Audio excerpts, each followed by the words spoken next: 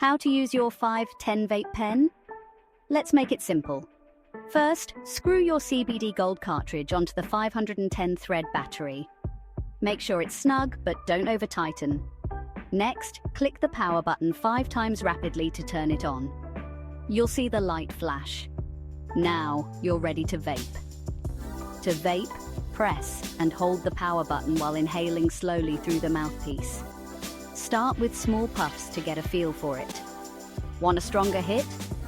Adjust the voltage if your pen has that feature. Just remember, start low and go slow. Once you're done, click the power button 5 times again to turn it off. Easy peasy, right? And that's it. You're now a 510 Vape Pen Pro. Vape and relax. Remember to join in the fun on the CBD Gold Telegram channel, subscribe to our YouTube, and enjoy the CBD Gold life.